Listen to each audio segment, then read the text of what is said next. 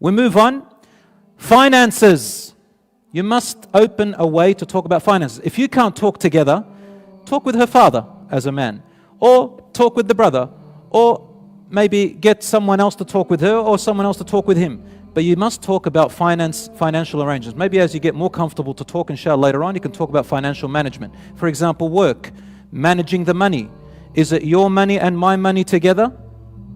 Or is it your money is my money and my money is my money is my money? Let me repeat that. Is it your money and my money together? Or is it your money and my money? Or is it your money is my money and my money is my money? Is that how it goes? Yeah. It doesn't matter which one you want to go with, so long as you agree. Have fun, whatever you like. I'm not going to tell you whose money to. But honestly, I just want to say something. That word, your money, when in Islam, I've even heard speakers say this. And everybody claps for them. Yay! Look, in Islam, they say, how many rights the woman has, they say. It's true, they have a lot of rights. They have equal rights to men. Equal, but not exactly the same, but they are equal in number. However, they come and tell you, look at the woman, her money is her money, and his money is her money. Ha ha ha, everybody claps. That's not true. I'll tell you it's not true. That's not what Islam says. What Islam says is, her money is her money. That is true. But not all of his money is her money. Part of it, and it's not money.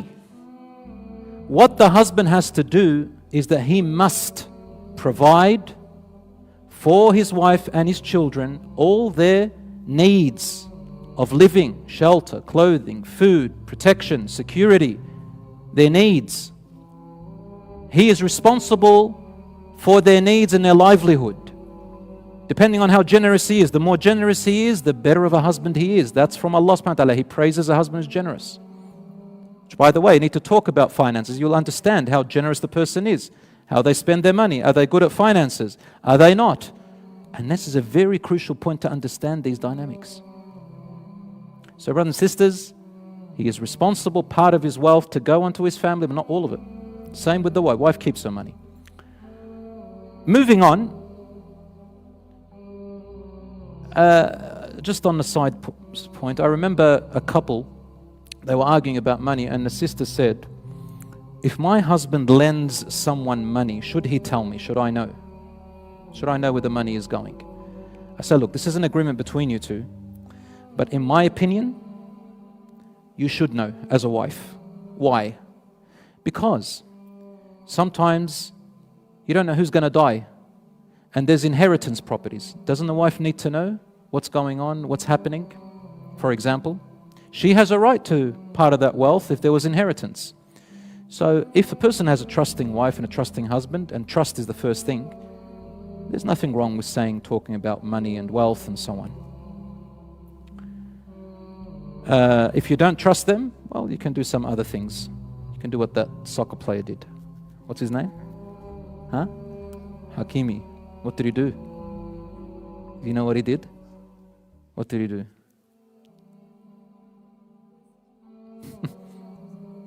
Yeah, he gave all his money to his mum. Unbelievable. Anyway, I'm not going to comment about that. I'm going to tell you, brothers and sisters, trust is very important. Before you get married to someone, you need to know if you can trust this person. So that's why you talk about these matters. If there is no trust, there is no relationship, as you can see.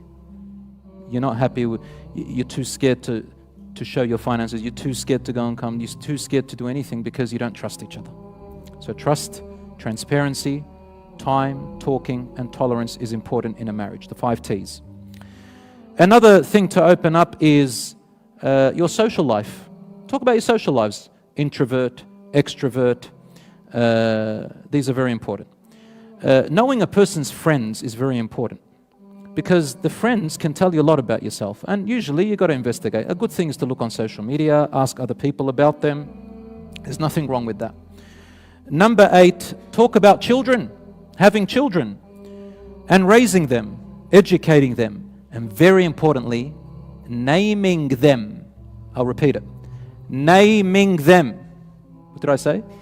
Naming them. This is a big thing. I've seen couples fall apart over the naming of a child. Some people are very strict with culture. And some people, their parents, they interfere too much. That's why when I told you talk about family and how they are, you'll open up these other areas that will tell you a lot about the person and yourself. Look, there's no right or wrong answer here, brothers and sisters. I'm not telling you what the answer should be. What we're telling you is these are factors that you guys need to learn about. And then decide. Go home, think about them, and then make a decision. Don't be hasty. But naming a child, do you want children in the first year, second year? What do you think about children?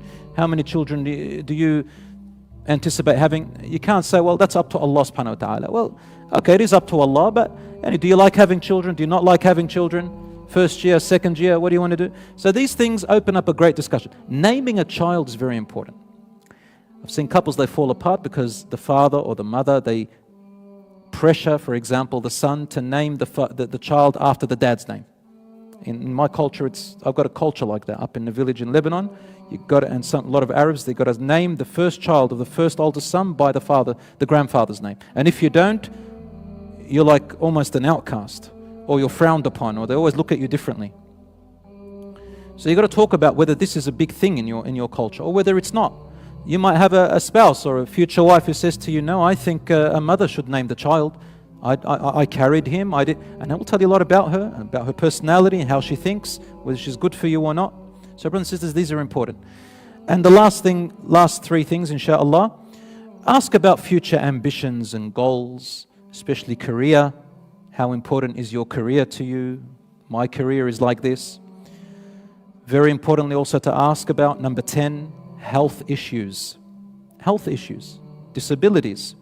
If you're embarrassed to talk about them, get someone else to explain that to them. It's very important, brothers and sisters.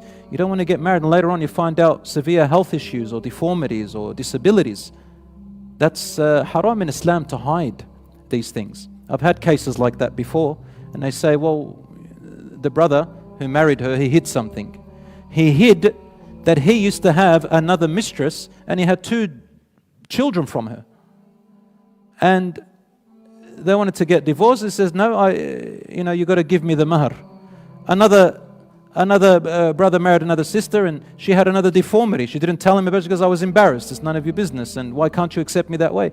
It's a right of both the husband and wife to know anything that will place attention on the marriage in relation to their personal self.